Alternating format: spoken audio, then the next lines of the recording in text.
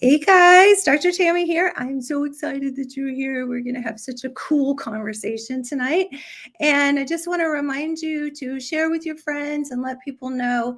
And just if you love the content and you want more of it and you want me to keep throwing you some curveballs about science and what's happening in the whole world, then just, show some love, tap the screen, give some hearts, all that kind of stuff. So now we have housekeeping out of the way. One of the coolest conversations that I love to have is about estrogen, because it is a word that just incites fear in every single woman on the planet. And it's almost like a dirty word. So I want to uncover the truth about estrogen. And when I say the truth about, that's kind of just like, oh yeah, whatever. I mean, it's like, it's the truth according to who, right? And I really want to show you the nerdy science so that you understand what scientifically is really going on and why people are scared of it. But the topic of tonight is heart palpitations. And about 16% of all emergency room visits that are non-emergency, right, are heart palpitations, because they could be super, super scary. And I've had them before. I don't know, put in the chat if you've ever experienced heart palpitations. So what is a heart palpitation? It is basically just when you are aware of your heartbeat, right? So it's when it's going fast or when you can actually feel it in your chest, because normally your heart beats all the time. And you don't have to tell it to beat, it just beats. Thank you, Jesus. And you don't have to tell your lungs to breathe, right? It just does that. So that is a very complicated system called your sympathetic and your parasympathetic nervous system. And it also drives digestion. It does so many other processes in the body. But the heart is one of the most particular things that have to run smoothly so that you don't have problems. Skipped heartbeats can be extremely scary. So I want to sort of start the conversation about what they are and what they might be and what you can do about it and when to worry about it. So the palpitations just mean kind of like, I think of it like little horses running, right? So it's like you're not supposed to hear those or feel them. So when you do, that is a signal that is something is wrong. And there's lots of different things that can cause that. So if you feel that, one of the first things that you should probably do is take your pulse. And the way that you take your pulse, if you're not familiar, is you get an iWatch. No, I'm just kidding. Or you can. But you basically put your fingers right here on the radial artery and you just count. And you can watch a timer for 60 seconds and count how many beats are in that 60 seconds. Some people will do like 15 seconds and then you multiply it times 4. But you can always tell. I mean, it's nice to just kind of get an idea every once in a while. Just feel your heart rate, your pulse, and just kind of see it rest. Or when you're exercising, you don't have to make a big deal out of this, but you just kind of get to know your body a little bit. Like when it feels like it's faster than it should be, right? Hormones related to intrusive thoughts. We talked about mood the other night, so that's a whole nother conversation. But sometimes intrusive thoughts or obsessive thoughts can affect your cortisol system, which then can make your heart race as well. So if your heart rate is above 120 to 150, that is cause to either go to the emergency room, urgent care, something like that, and to get attention for that. If it's just running in the 90s, but you can feel it like skipping beats, that's something definitely to get checked out. But the number one cause of that, besides medications and substances like caffeine, is menopause or perimenopause, because your hormones are fluctuating. So now that I've said that, I want to back up just a little bit and give you a little history on estrogen, because every one of the 25 symptoms of the advent of Christmas leading up to, oh gosh, Christmas almost here. I can't believe we're at the bottom of the list almost. But everything from not sleeping, fatigue, hot flush is like number 10 on the list, right? Which we all think is like number 1. But stay healthy. Oh, hi. Hello. Hello. So now that we are down to like some of the lower ones, it is still one of the most common things. Hi, Susie Q. It is still one of the most common things that women experience, and it can be one of the scariest things. So we can live with, a hot flash, we can live with weight gain, but if we think we're having a heart attack, that's absolutely terrifying. Hi, Kim. You said I have palpitations after exercise, which cardiologist has said is better with exercise. So if things aren't beating in the right rhythm, especially when you have revved up the heart rate, it definitely can be more susceptible to irregular heart rhythms. Also, you can look at family history. Did anybody in your family have irregular heart rhythm problems? And then there's also, if it is accompanied by pain, do not mess around with that. We used to, on Monopoly, we used to play that game, do not pass go, do not collect $200. Just go to the ER, because the number one killer of women is, after menopause, is heart disease, heart attacks and strokes and things like that. So had an ablation. Yeah, so what she's talking, healthy gal, I don't know if that's Stacy, but healthy gal, what healthy gal is saying is that she had a little wire put into the heart, and an ablation, they actually burn part of the nerve so that it doesn't keep jumping. And genetically, like my mom had something called Wolff Parkinson White, and she kept passing out and thinking she was having a heart attack all the time. And so they went and they ablated a little nerve in there, and that took care of it. So one of the things that I do find very concerning is that we have specialties in medicine. And again, this is my disclaimer. Do not ever not go to the doctor. Do not stop any of your medications. But I just am trying to have a conversation with you guys to kind of help you understand that this is a very broken system. So just like I always say, a headache is not an aspirin deficiency. Your heart racing or pumping in your chest or palpitations is not a blood pressure medicine like a beta blocker deficiency. There is something causing that. So what is that causing that? And why is the number one age group of people who have palpitations women who have gone through menopause in the first 5 years? I mean, it's like, okay, if that's the age group and the demographic that has all of these heart issues, isn't there something to this, right? And even if you knew there was something to it and somebody said estrogen is the cure for that, there's no doctor in the world who's not freaking terrified of estrogen, which is clown world. You guys know I always say that. So I want to just kind of break down things a little bit with estrogen, because I'm going to talk about it a lot and why it's so important for heart health. And again, I always say it's the canary in a coal mine. If your heart is racing and you can feel it in your chest, that is an indication that something is wrong chemically, hormonally, lots of different factors. But okay, so enough about that. I'm going to dig right into estrogen. So if you guys have comments, please put them in. If I don't see you, I'm kind of focusing here. So I want to make sure I get back. And I always make sure the last 10 to 15 minutes, I'm here an hour, the last 10 to 15 minutes, that I always have time to get your questions. So stick around and you can put your questions in there for sure. AFib, okay. Healthy Gal says AFib, wish I know what caused it. I'm going to tell you what caused it. And I've gone to the ER twice for heart palpitations. I think I'm in peri. Should I start HRT? So the answer to that 3 purple hearts is yes. Yes, you should start HRT. And perimenopause is just that time before menopause. And perimenopause is one of the most common times to experience the palpitations because your hormones are fluctuating so wildly. So when she said AFib, what she's talking about is when your palpitations move to the next step of causing your heart to literally just sit there and wobble and like clot, all the clotting factors. And then it's like gelatin, like jello. And then if those clot up and then they break off and then they go somewhere like into one of the big arteries into the heart, you have a heart attack. Or if it goes to the brain, can cause a stroke. So most cardiologists are going to take you down the cardiology track, right? Start throwing you on beta blockers and blood pressure medications and start doing procedures. And they're not addressing the estrogen in the room problem, right?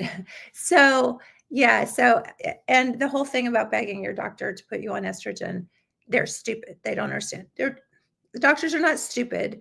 They just are scared because they've been told something that is just not true by people who really don't have your best interest at heart. Amy says, started me on hormones. My palpitations all stopped. Yay. I love you, Amy. Thank you. Thank you. Was hospital because of heart palpitations. They still wouldn't give me estrogen. So this is what we're dealing with, right? Because what I'm going to show you is that the palpitations are caused by low estrogen.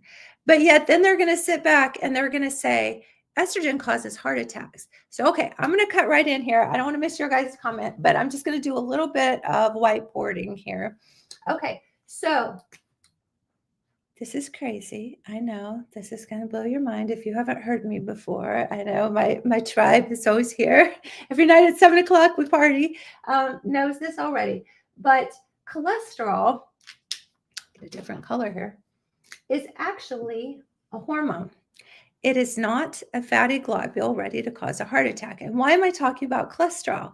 We're talking about palpitations, right? And then you're kind of thinking, oh, she's probably going there because cholesterol causes heart attacks. Cholesterol does not cause heart attacks. I'll repeat that. Cholesterol does not cause heart attacks. And I can tell you a very terrifying story. When I was in residency, they would pay doctors $500,000 a year. And that was 25 years ago. $500,000 a year to travel around and take people to, I don't know what your steakhouses are you have there, but Ruth Chris, my fiance was just talking about Ruth Chris today, but they would take them to restaurants that were super expensive. They would take all the doctors, all the residents, whoever they could indoctrinate.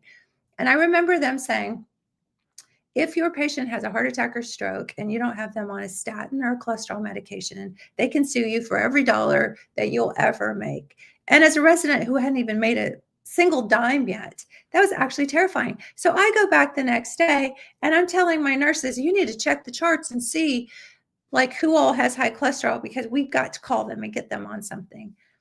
And if I hadn't had to get outside the box and learn this stuff, I would still be one of them. I would still be one of those doctors just, farming you through 60 patients a day, and saying, okay, here's your statin, here's your beta blocker, here, and it's gross because it's not science. I'm just telling you, it's not science. Don't take my word for it, but it's not science. So I'm going to show you the science. Okay. The word cholesterol is actually sterol. And if you've ever heard of steroids, like hormones, like bodybuilders take steroids, it's a hormone.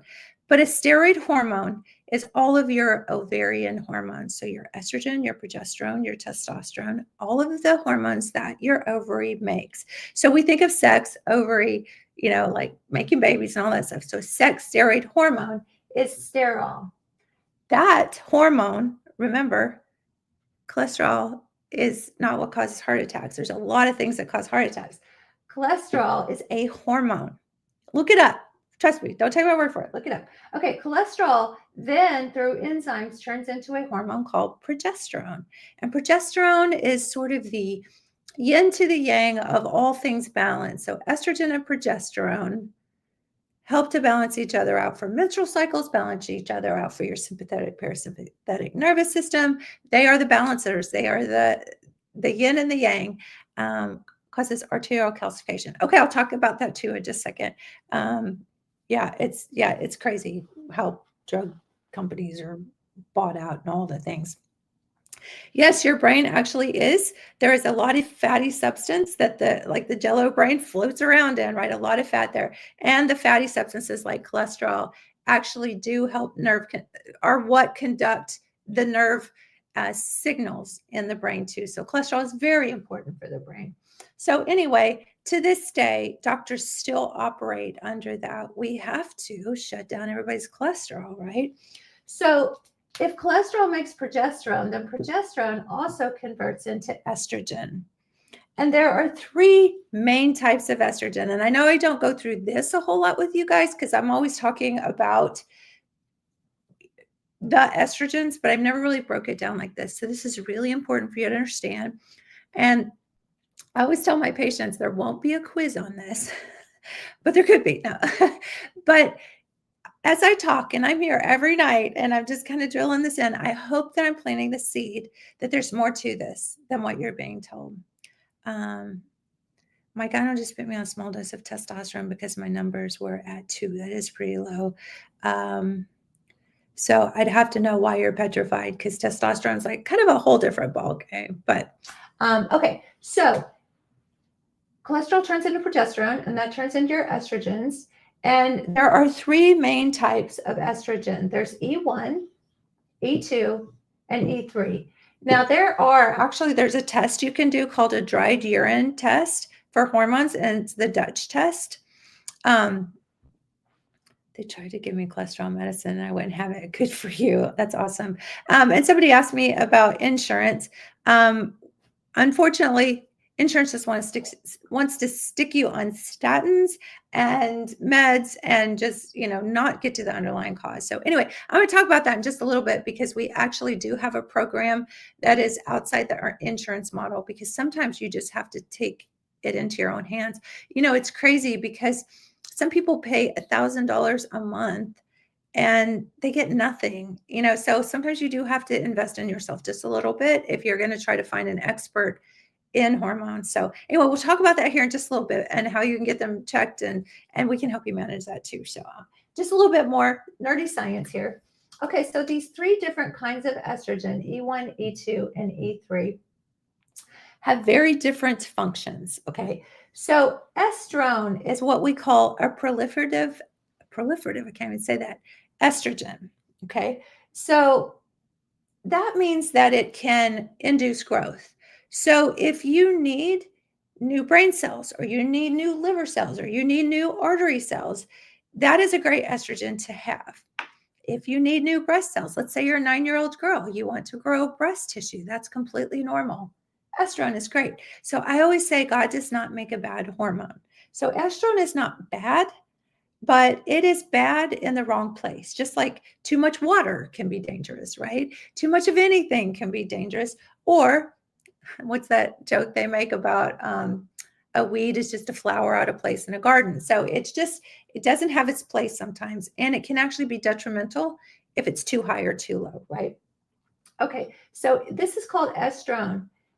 E2 is estradiol, and E3 is estriol. And estriol is the let's all get along, love, kumbaya, hippie of the estrogens. It is just like light and love, and it goes over here to estrone. And when estrone's trying to create new breast tissue, it's like, hey, you need to chill out. And then, estrone's like, but I'm here to run the show. And estriol's like, no, it's okay. It's like, chill, man. It's okay. We don't need cancer going on.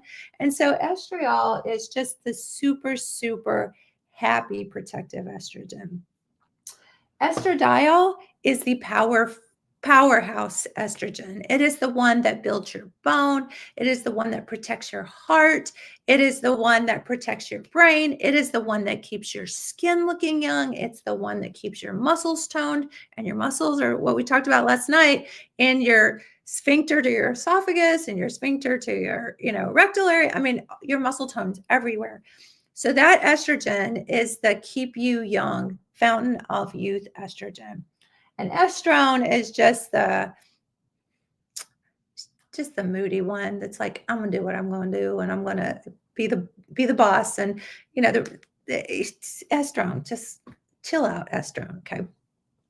So Purple Heart, if we have endometriosis, adenomyosis, yeah, absolutely. But it's got to be done right. Okay, so we'll talk about that a little bit. Okay, so why am I telling you this?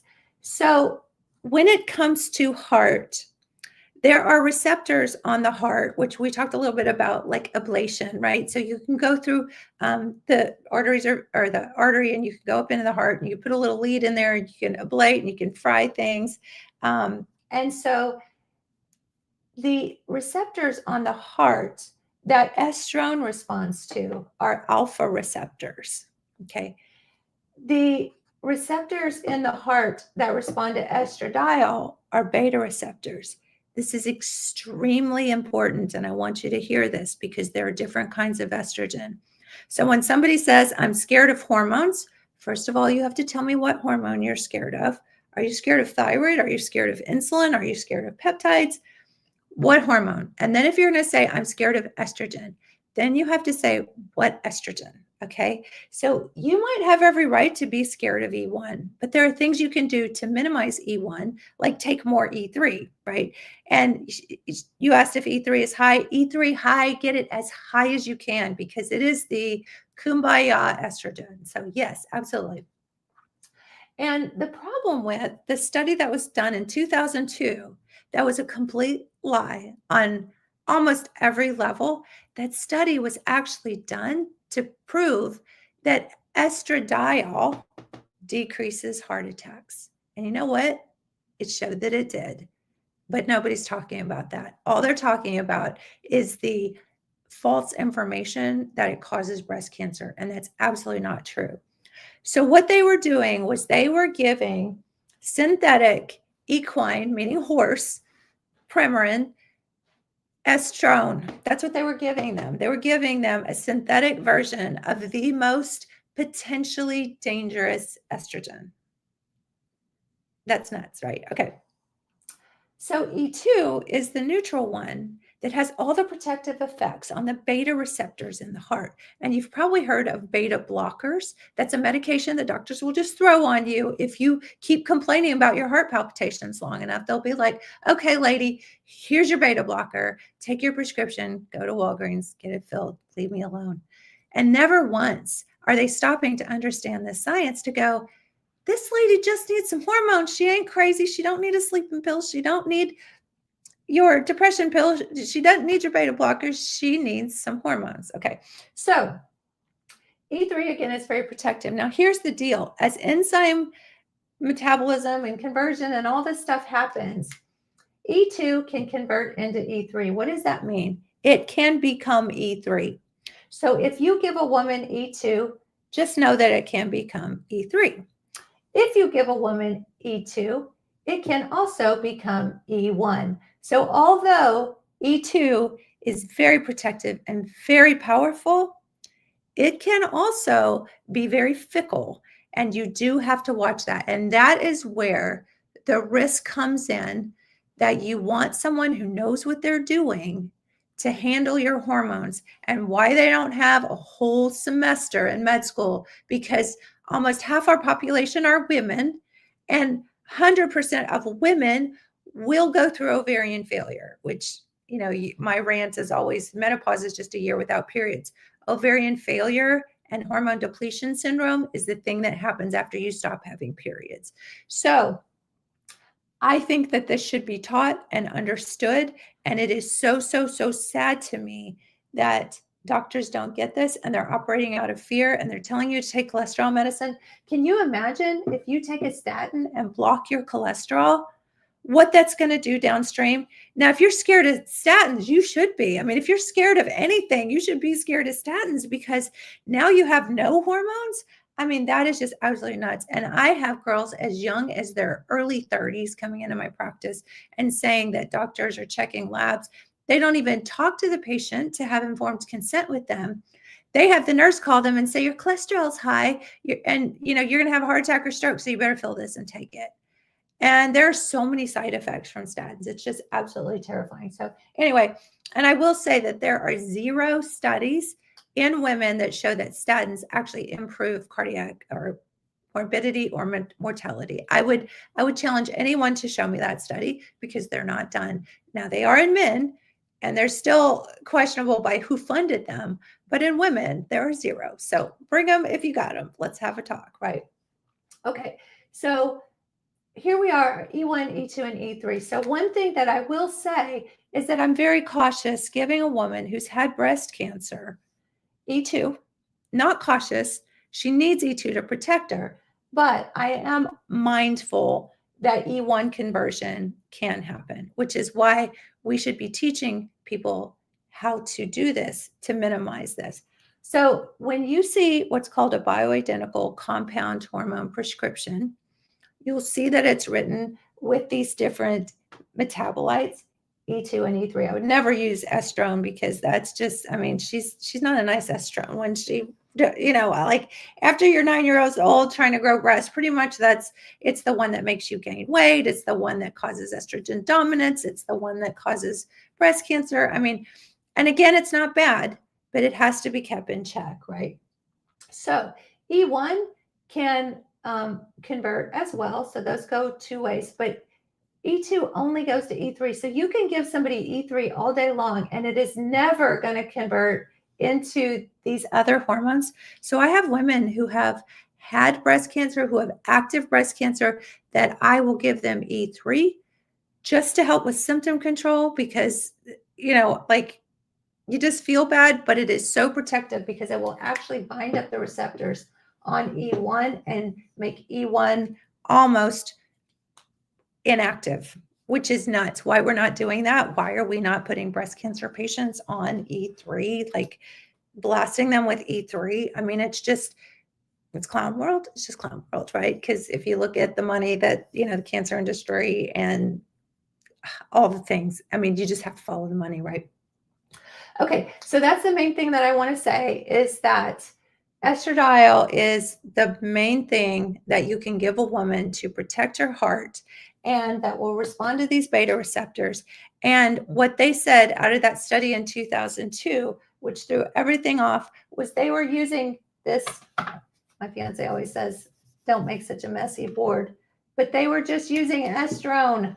And they were blasting people with a synthetic form of estrone, which is what birth control pills are, the ethyl estradiols. I mean, it's like, it's just clown world. And they'll give this to a 9-year-old girl for her heavy periods, which you could use natural progesterone.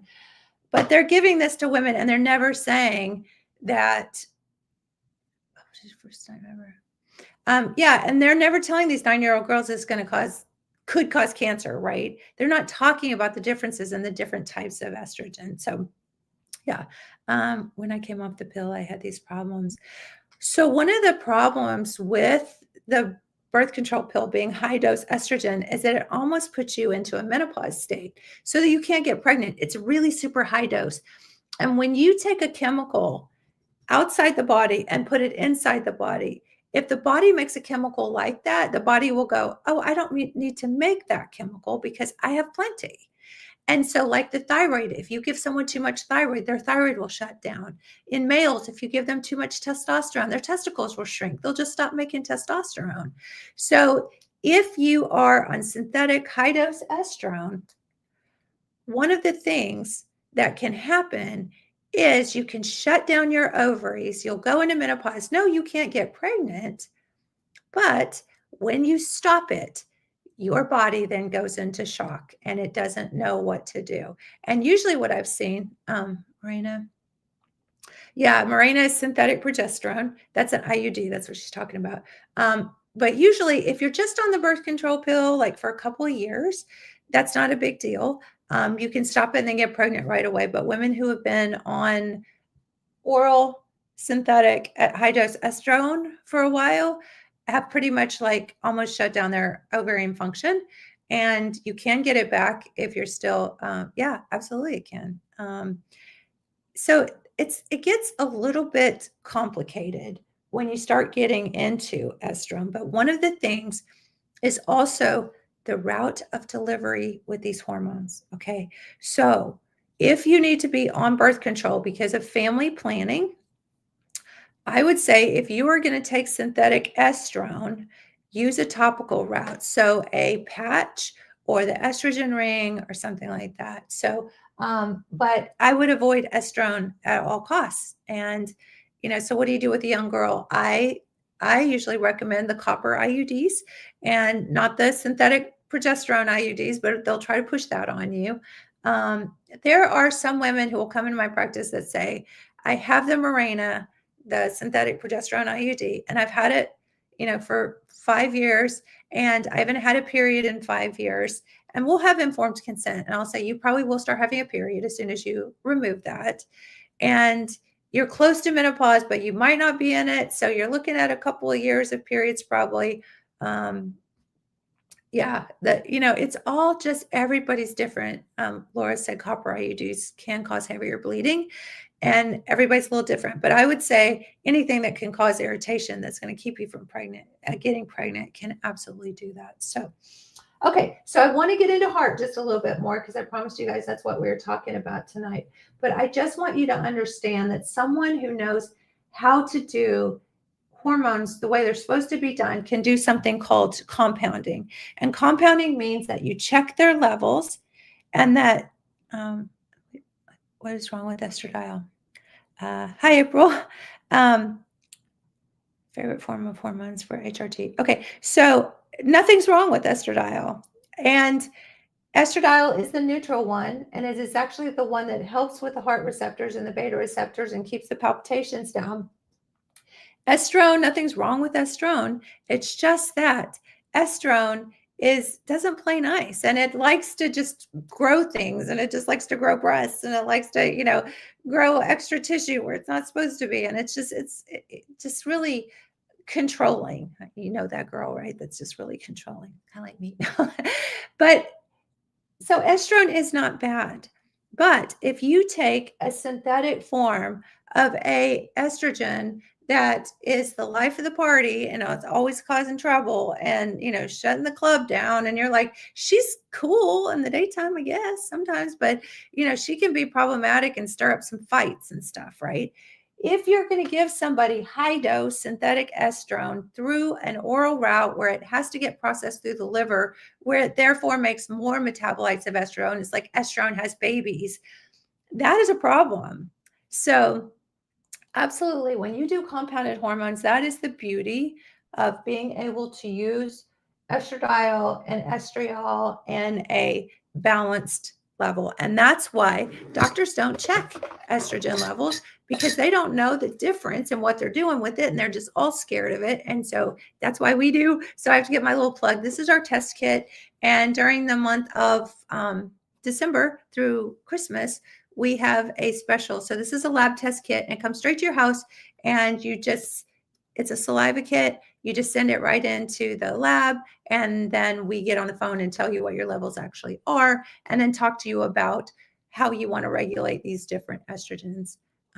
Hip pain, yes, absolutely. Pain, inflammation, cortisol is absolutely related to estrogen on some of your levels. So yeah, so there's all that. So make sure that if you're going to take care of your health and preventive, that you work with somebody who understands these things, because this is complicated. It's not when you understand, but it's kind of like, if you went to a heart surgeon, right? You needed heart surgery, which you might not if you actually had some estrogen for the time you needed it. But, you wouldn't go to a radiologist if you needed heart surgery. So why would you go to, somebody who doesn't have any training in this? So the question is, why don't doctors have training in this? Because because they just want to push pills. I mean, that's pretty much the thing. Okay. So here we are. We got the different kinds of estrogens. And then these estrogens convert into testosterone. And also we have a side pathway that makes cortisol. So I want to point out that cortisol is your body's natural anti-inflammatory. So if you've got inflammation and not enough cortisol, because once you go through menopause and your ovaries shut down, you got none of this, right? Except for the adrenal glands make a little bit of your hormones. And the problem with that is that if you have adrenal fatigue or you have toxic overload in your adrenals, then that's going to be a real problem. Okay, and just before I finish up the estrogen conversation, because I want you guys to understand, because if I don't do this, I know people are like, why are you always harping on the effects of estrogen? If I don't do that, when I start having the conversation about the protective benefits of estrogen on the heart rhythm, blood flow, estrogen, cholesterol, all of that, if I don't do that, then in your mind, you're constantly going to have that nagging, yes, but estrogen's dangerous. Yes, but my grandma had breast cancer. Yes, but estrogen's bad. Yes, but they told me it's bad. So that's why it's so important that I sort of tease this out before I start saying, you need estrogen. Okay. Estrogens, you need estradiol and estriol. You don't need any more estrone. That part of your life's over. You don't need to grow breasts. So let's leave estrone out there in the dust. And let's not take any synthetic estrogen, right? Okay. So one last thing, everybody's seen me do this already. This is my usual. This is birth to 100. Here's about 50 when you go through menopause.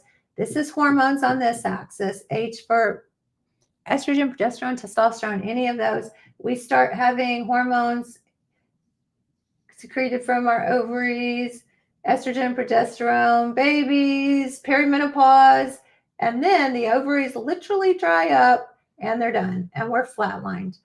So one of the things in the study, they actually did that study in 2002 that scared everybody and is ruining lives because women over the age of 50 are suffering. And you ask your friends, number one, are you suffering? And they'll say yes. And even if they don't know that all these things like frozen shoulder and neuropathy and hurting and not sleeping and gaining weight, they haven't attributed because we're not making the connection for women. And then you ask them, are they scared of hormones? And immediately they are. And it keeps me up at night, like worrying about you guys out there who don't know this information. And I don't always know because it's like all over my head. My fiance always says my board is so messy. But yeah, my brain is like that. It's so messy because I want to get this out. I want to take a chip out of my head and just share it with you guys and tell you what I know. And I feel like I'm just yelling to the masses. And it's like, I just got to do this one person at a time. So every one of you, like Elaine and Susie Q, you guys go out there and you spread this message. And it's just so important. How to take HRT with endometriosis and adenomyosis. Okay, so she's talking about endometriosis, which is lining in the uterus, which has spread outside the uterus, or if there is tumor formation somewhere else. So I'm going to save that conversation for another talk, but this kind of blends over because really how you do estrogen for anything is how you do estrogen for everything. Bioidentical estrogen cream topical. Absolutely love it, love it, love it. Anytime somebody's giving you usually a topical estrogen, that's a good route. You don't have to worry. Nobody's going to give you synthetic estrogen topically. I don't think. There might be some old Premarin topicals, but they were usually like Premarin vaginals. But I don't work with those. So, oh, skincare is beautiful. Oh, thanks. Actually, it's not that complicated. Actually, TikTok sends me some samples and stuff because they think, I got followers and stuff. So there are actually some skincare products. If you go to my feed, you can see them. Is estrogen dangerous to use? No, actually, I use it. It is quote a synthetic estrogen, but it actually works locally pretty well and it doesn't absorb so systemically. So if you're having vaginal dryness and stuff, I do use estring rarely, e-string or whatever, estrogen ring rarely. Okay, so one of the things that happened in 2002 was they did the study to show that estrogen was protective for heart, which they did. And the problem was they were even using synthetic estrone, and they still showed that the outcomes were better than had they not. Because here's the deal. They took women 10 to 15 years out from menopause, so this, let's say age 65, and they put them on synthetic estrone and then said, see, they got breast cancer. Oh, it's terrible. 1 in 4 women will get breast cancer. Estrogen's bad. And then the conversation completely shuts down. And that is what keeps me up at night thinking, this is clown world. This is who let that out? Who leaked this sensational drama that's not true? And you just have to go back and you have to find who has the most to gain from this. And they are the people that don't want you on ovarian hormones. They want you on antidepressants. They want you on pain meds. They want you on sleeping pills. They want you on all the things, right? Okay, so these women were 65 out, and that's the time when you haven't had any protection here. So you haven't had these hormones. And if you think about who gets a heart attack or stroke, it's not usually women here unless they're doing something like drugs or something like that. It is usually women out here who have not had the benefit of hormones since their ovaries literally dried up. So, Okay, so I'm going to go now. You kind of have this understanding of, first of all, if you're scared of hormones, which hormone are you scared of? And then if you're scared of estrogen, which estrogen are you scared of, right? So cholesterol is 310. I'm not on any medication. Oh, I did want to talk about that a little bit. Yeah, you're cute, Elaine. I would love that. I would absolutely love that. And I hope he does make some changes. Yes.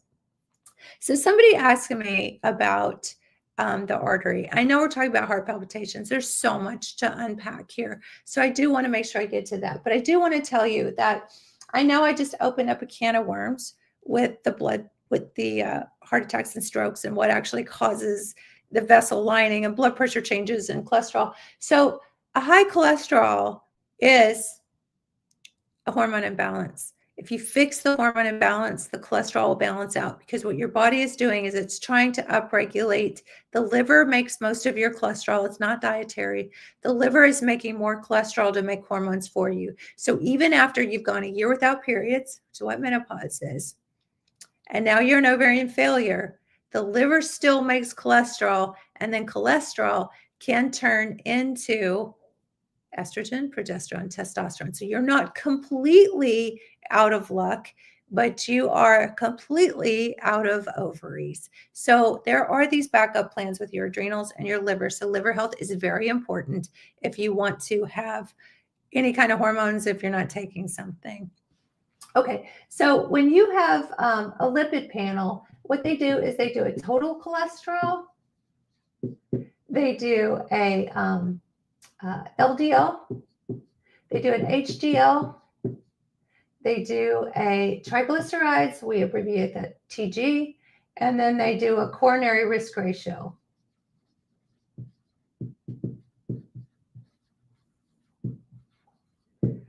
So again, cholesterol is the thing that makes your hormones.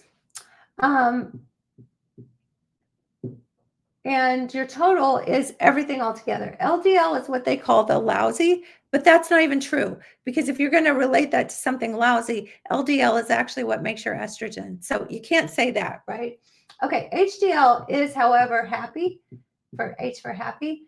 And the things that you can do to increase that are things like fish oil and estrogen safe for endometriosis, but nobody can answer. Yes, absolutely. And I promise I will. Purple hearts. I got you. In just a second. Let me finish this. So triglycerides are the sugary part. And then your coronary risk ratio is the breakdown of these different components. And that tells you basically how much sugar is in your diet and what your inflammation risk is. And do you have enough healthy fats to make Teflon in the arteries, right? So that stuff doesn't stick. Because you know what sticks in the arteries? It's calcium. I mean, you could actually, I don't want to dog, calcium, but calcium is the problem. And it's like if you have a pipe and you get lime deposits, and just like an artery, if you get calcium deposits and you get too much, it's totally blocked up the blood flow now, and there's your heart attack or stroke. So it's the same thing. Well, why does calcium stick? Calcium sticks because there's irritation in the arteries from too much sugar, because sugar is just like acid. It's corrosive. And so now you've got this irritated calcium deposits and all that stuff. There's a whole lot more to it. Okay, got a little bit more. I want to talk about heart palpitations, but I do want to do one more graph. I always do this. So if we did a menstrual cycle of 28 days and day 14 is ovulation, and hormones again is on this axis. And so let's do estrogen, because estrogen is what causes you to bleed, right? I'll do it in red. So estrogen does the first part of the cycle, and progesterone comes and grabs onto estrogen and says, hey, chill out. Come on, let's go. And this is where you'll actually have a menstrual cycle, and then it starts all over again. If you have progesterone deficiency, estrogen keeps going like that. I mean, that's exaggeration, and then what you get is endometriosis, PCOS, heavy periods, fibroids, adenomyosis. I mean, it goes on and on and on. So if you have estrogen dominance and a progesterone deficiency, what you need, if you're scared to take estrogen, is progesterone to balance that out. So that's really, in a nutshell, do not be scared of estrogen, but you have to have progesterone to balance it out. Yeah, natural progesterone is prometrium, and I do use that occasionally, but still, it has to go through the liver for metabolism. And what's interesting is I'm always playing around with hormones just to see how I feel, and everybody's different. But for about the last 6 months, I've been taking prometrium at bedtime, and it really got my progesterone levels up. But I am having crazy, crazy dreams, like melatonin dreams. Like I'm exhausted when I wake up. So I'm probably, my fiance is going to creep out right now, probably. Honey, don't listen. But I'm really thinking about going back to progesterone in a cream because I'm just not really loving the oral prometrium. It's nice. It gets my levels up. I go to sleep really easily, but I don't really stay asleep that well. So I'm back to the creams at some point. So anyway, we're going to see how that goes. Maybe I'll wait till after the new year or something. Where can you get the kit? Okay, so the kit, you just go to my link in bio. If you go back to my main page, I'm not sure where you find it on here. And healthcare practitioner specialists here are near and far. Okay, so you don't need anybody there. You can get the kit, and you just go to my link in bio, and it'll take you to my link tree. There's lots of freebies there, education and information. I am all about all the nerdy science, so there's a ton of stuff there. But our site is Hormone Bliss. And my fiance is actually the moderator. He's probably mad at me now that I'm saying I'm probably going to go back off the prometrium. But yeah, so it's good. And most of my patients use the cream anyway. So, but yeah, so you go on, and we're running a special this month. So we actually will send your lab kit to your house. You can check your estrogen, your progesterone, your testosterone, and then included in this kit is talking to one of our experts that will take your numbers and dose your hormones. So it's all about you. So yeah, it's Zoom, it's all, telemedicine kind of stuff. So yeah, absolutely. And it's only like $100 for Christmas because it's normally like $300. So it's $119 or something like that. Yes, bioidentical, absolutely. And it's all dosed on you and your symptoms. When you do the kit, we have you fill out this questionnaire, and heart palpitations is on here, and joint pain, and neuropathy, and tired, and hair falling out, and constipation, and low blood pressure, all the things, right? So we find out all that about you, and then we dose it. So super excited. One thing I was talking about last night was that I need to do, we do any state in Arkansas. Yep, you're good. Somebody was asking me last night about Costa Rica, and I'm like, I don't see why not, but so we can.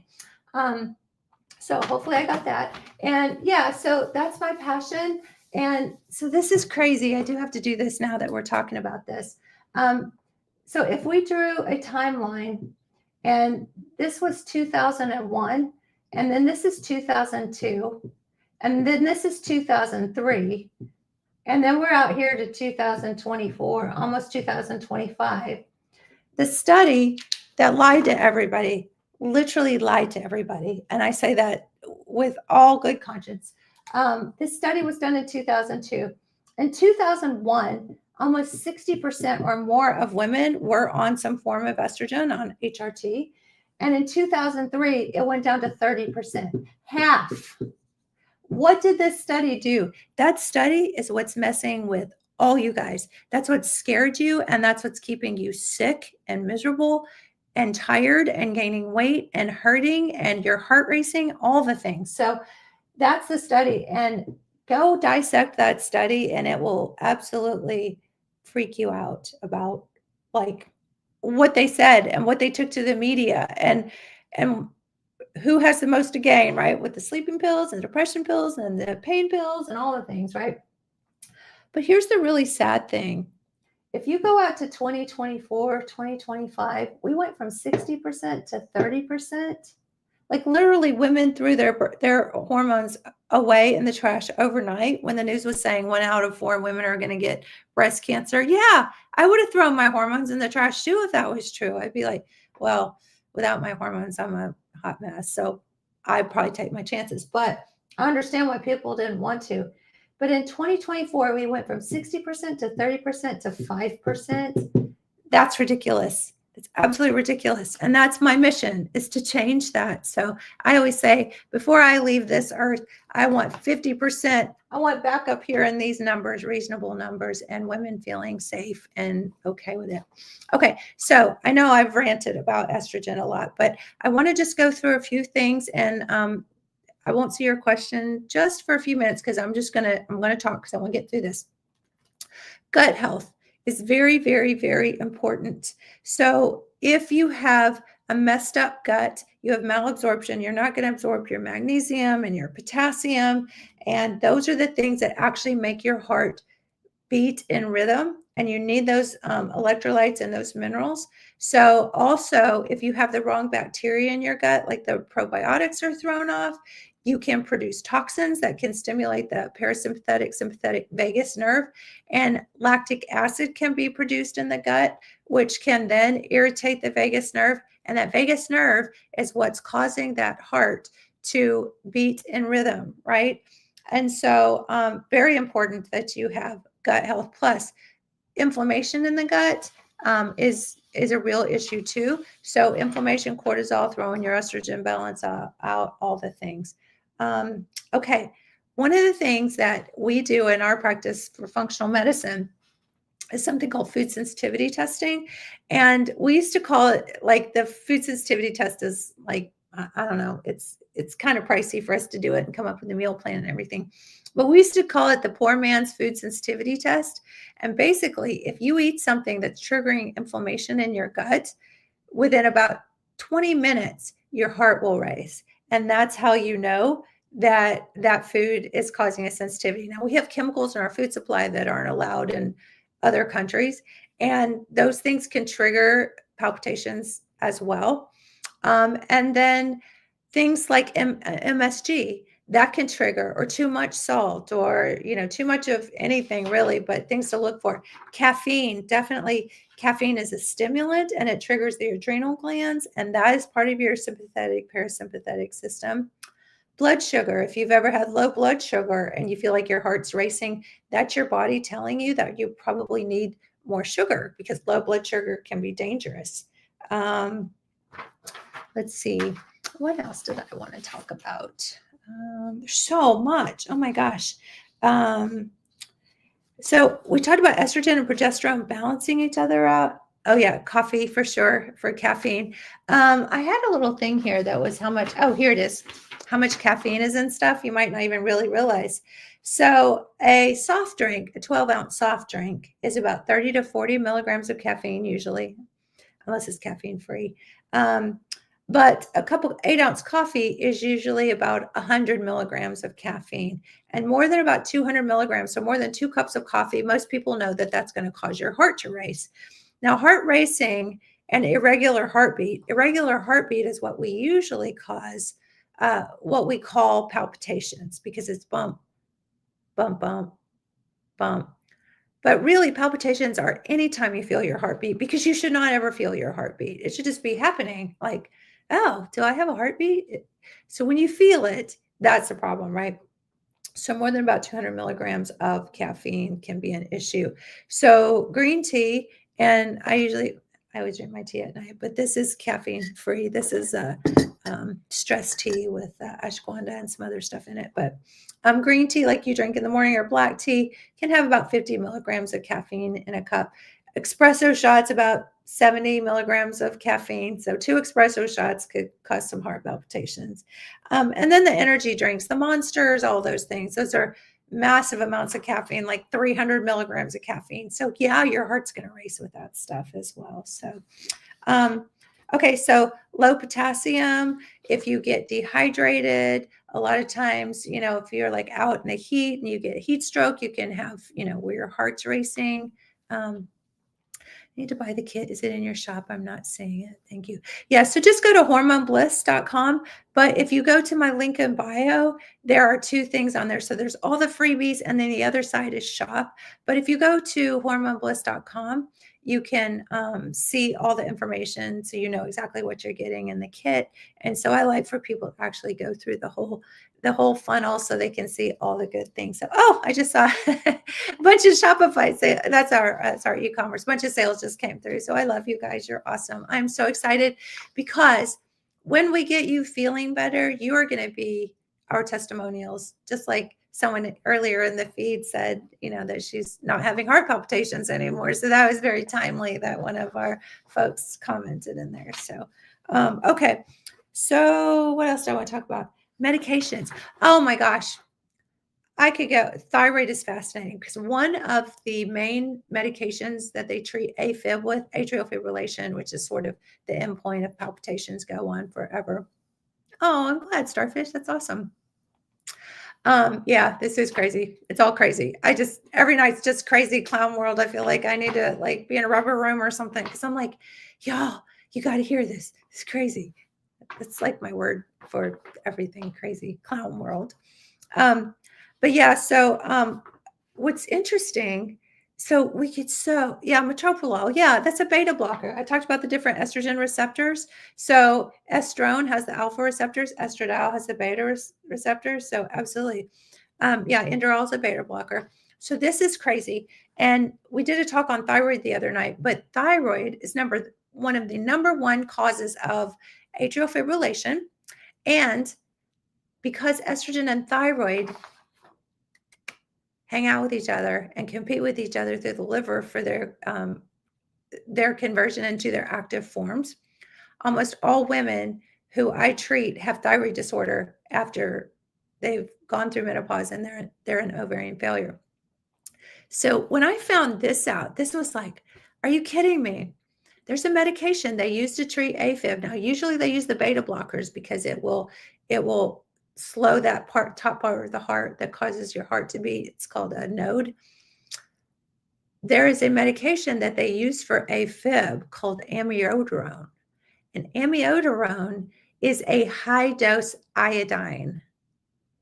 So why does that matter? Because iodine is what your thyroid takes from its inactive to active form. T4 is called T4 because it has 4 iodine molecules on it. T3, the active form, is called T3 because it has 3 iodine molecules on it. So you have to have the enzymes to take an iodine molecule off to make T3. So if you can't make T3, your metabolism slows down, your parasympathetic sympathetic system is affected. So they just blast you with a bunch of iodine and call it an expensive medicine called amiodarone. Now you want to talk about how creepy that is, how deceitful that is when they could just tell you to take iodine. I mean, I don't know, but that's not something you want to manage on your own. So, I'm not saying stop your thyroid meds or take a bunch of iodine. I'm not saying, but there's just so much information on that. How many HRT kits should I buy? Not on Hormone yet. Buy one for all your sisters and friends, I would say. But yeah, when we do, start with a kit and just see what you got going on. And then once you get in the program and we get you on some bioidenticals, we test, whenever we need to see where you're at and how you're responding to things. So yeah, absolutely. So, one test kit to start with, but it'd be a great stocking stuffer. You might have to do an IOU on that because I don't know. Our office is closed as of today for the holiday, so it wouldn't come out until we'd ship it out on Thursday or Friday. So yeah, but you could tell somebody, hey, I got you a hormone kit. This is wonderful. And you could order it tonight and show them the slip, the order slip, and put that in their stocking, print that off. Yes, I'm so happy to explain this. It's exciting and we love helping people, and our hormone experts are amazing. I listen to them on the phone. I can't listen to them talk to everybody, but I love it. And I love the feedback, and I love that women are not suffering anymore. I had a patient, I hear this all the time, but a patient, she used to be a professional magician. This is just so cool to me, but she had hot flashes and had not slept through the night in over 20 years. She went through menopause at 52. She's 72. And she said, finally, I found someone to get me some hormones. And sleeping through the night, no hot flashes. I mean, it's just nuts. She feels amazing. So I think that's so important. I do want to I'm running out of time. I know this is all so cool. There are medications besides caffeine and MSG and stuff and chemicals and stuff that can cause heart palpitations. So I just want to make people aware that smoking, like nicotine, decongestants, like allergy medications can cause problems. Anything that can dehydrate you, like diuretics, like HCTZ or things like that. Oh, Connie, you need to sleep. Honey girl, we got you. Let's get a test. Let's see what you got going on. Get you some progesterone. I mean, like, life's too short to not sleep. That's absolutely miserable. And then, so thyroid, I'm trying to get through these 25 symptoms down to, of the main symptoms of menopause down to Christmas. We were doing the Advent, like 25 days. So, but I'm excited because I'm here every night at 7. So please tell your friends that crazy girl's on there every night at 7 and saying stuff you are not going to believe what she says. But so yeah, please share and let your friends know. But, Susan says anxiety. Absolutely, absolutely, absolutely. And don't let them gaslight you and tell you you're crazy or you need anxiety or depression pills, because it's all hormones. Trust me, it's all hormones. Okay. So, being on steroids, if you've ever been on synthetic prednisone or you've been sick or something like that, which time zone? It's 7. We're central. So, yeah, central. So I always forget, like, Eastern, or I think Eastern's like Florida and stuff. So they're like an hour ahead. But yeah, we're central. Yes, yes. Thank you. Holistic nurse. We should chat. I love the idea of that. I try to be more of a holistic doctor because it's crazy, that people are just being thrown meds. If you are going to be on hormones, and you're out there flailing around, which I hope you don't. I hope you let us help you, but never, never, never let them put you on estrogen without progesterone, and they will tell you that you don't need progesterone if you had a hysterectomy. So that's just not true. Oh, somebody asked me about testosterone. Can testosterone cause heart palpitations? Yeah, actually it can. I have women who come to me sometimes that want me to take their pellets out, their testosterone pellets, because they are losing their ever-loving minds and anxiety and heart racing and stuff like that. So testosterone is great. I mean, it's great, is great, is great. But everything has to be balanced, right? Which is why we check levels and make sure that it's balanced, because somebody who doesn't even check your levels and just sticks testosterone pellets in you it's just nuts. Okay, so I think I got a whole lot on the heart stuff. There's so much more, but I'm here every night at 7. So, I kind of think of it like there's so many things we can talk about. So I never think, what am I going to talk about tonight? Because there's always so much. Okay, let me get a few more questions. Is Provera okay to use? I haven't taken it yet. You guys are asking questions fast. Safe to be on testosterone with metoprolol. Safety is one of those things that, as long as it's balanced and monitored. So as long as you're not like on testosterone pellets through the roof, but I would say get your estrogens balanced first, and you might not even need the metoprolol. And one of the worst things about metoprolol is it's a beta blocker, and it slows your heart rate down, so you can't get into the burn, like the metabolic burn, right? So you can't get your heart rate up because it won't go over 55 or 60. It's slowed it all down, so it's not skipping around. And so weight gain is one of the biggest, and fatigue, because your heart rate can't get up. So you're just walking around like no heartbeat.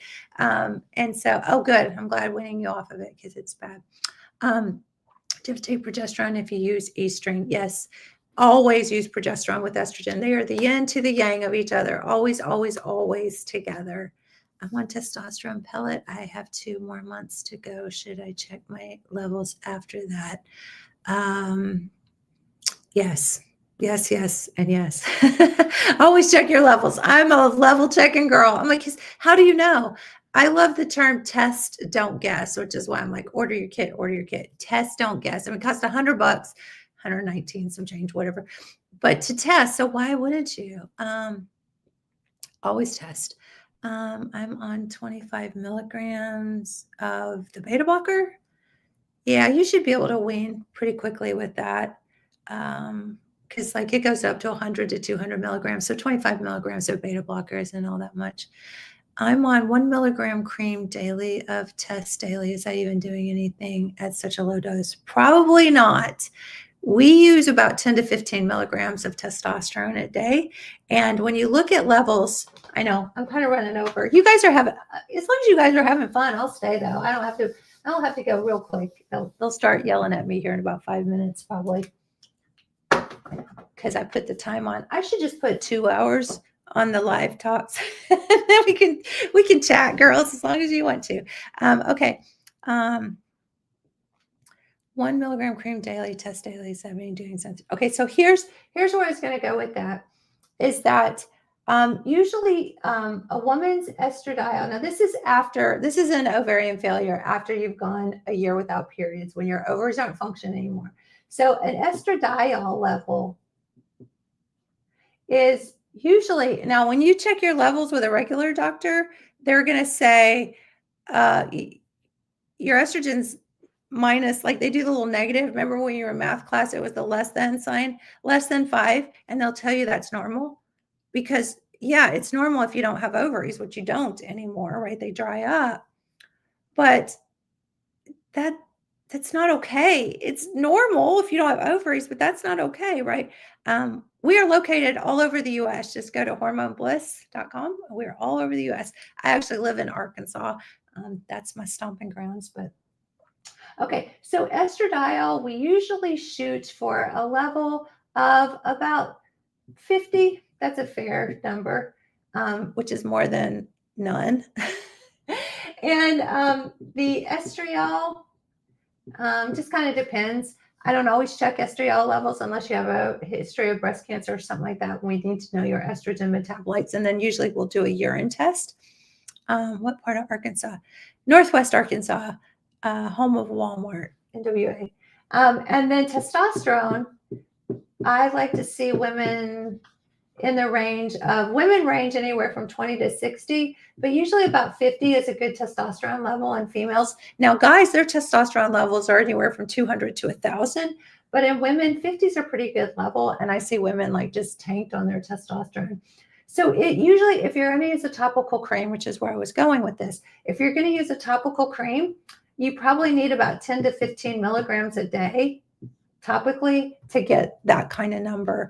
And I have some patients that do pellets or testosterone injections, and sometimes we'll push that to 150, but we always have progesterone to balance it out, because if you let a woman go to 200, she'll start growing a beard, she'll start having acne and losing her ever-loving mind and getting testy. Yes, Fayetteville, I'm actually in Lowell, but in Springdale, but Fayetteville's right there. My OBGYN won't give me injections or pellets. Okay, Whitney, just get you a kit. Let us handle it. We'll take care of you. Injections and pellets can make your testosterone go so high. And why do that? I mean, I like testosterone, but I really just manage mine with DHEA. I mean, and use testosterone occasionally. So if it's done right, you can have a libido and energy. So what causes low libido? Low libido is very multifactorial, but the main thing is testosterone. Because, a guy's levels are 200 to 1,000 on testosterone. And I think the stats are that guys think about being intimate, like,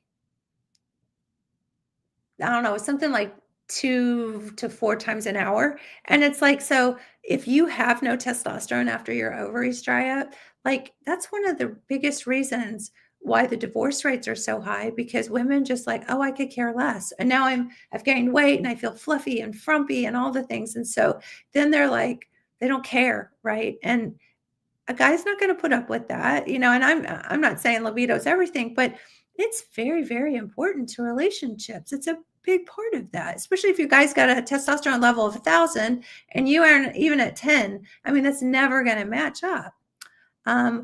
I like the creams. The creams are super safe. We can use them on, so safe. I mean, we've talked about estrogen tonight and all the things.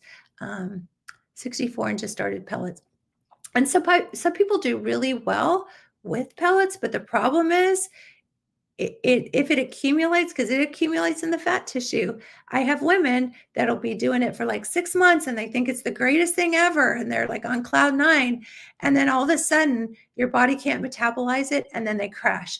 And the depression that comes from a testosterone crash is horrific. I have a friend, I think she was almost suicidal. I mean, it was so bad. And then we had to put her on estrogen blockers till her testosterone came down because everything was all out of whack. And so I was worried about her because she was like, she told me they had her up to like 700 on pellets, which is like a high for a guy. And then as she started coming down, it was super bad. So just be cautious. And even if you've done pellets a few times, make sure you ask them, you want to see the numbers and, do your homework. And if you start feeling bad, you have to know your numbers. PMDD. So PMDD is premenstrual disorder. Basically, it's what we used to call PMS, and that can so be fixed with some cycled natural progesterone. And so I know they're going to kick me off here in just a minute because my time is up, but we'll definitely talk about that another night. And LH. Oh, I just want to keep going, but I know hirsutism. Yeah, that's usually too much androgen. Susan asked hirsutism, which can be too much testosterone, which is like the hair growth and all the things. So, okay, I'm here every night at 7. So bring your questions tomorrow night. If I didn't get to them, I'll slow down and make sure if you come the first part of the hour that we get your stuff covered because it's so important. This is your time. And holistic nurse, thank you. Thank you. Thank you. I love you guys so much. And please just stay the course. And if you can't get somebody to listen to you or help you, just go to Hormone Bliss. It's bliss. That's my passion project, and I want to help as many people as I can. So, you're so welcome. You're so welcome. I love you guys. Hey, if you would share, because that really helps people get this word out. And do not use the word menopause if you would, because menopause is just a year without periods. Use the term for what it really is: ovarian failure.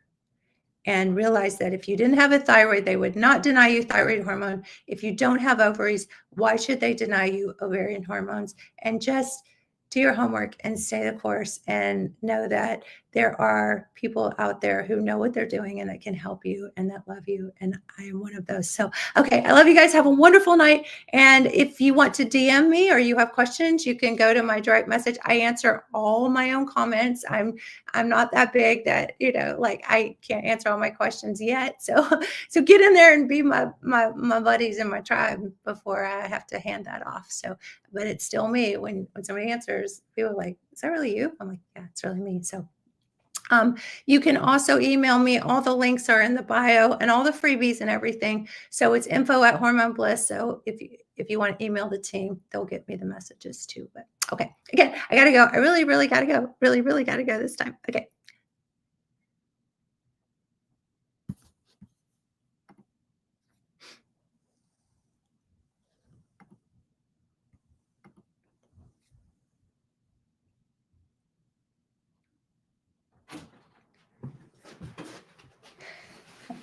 Okay, I really, really, really got to go.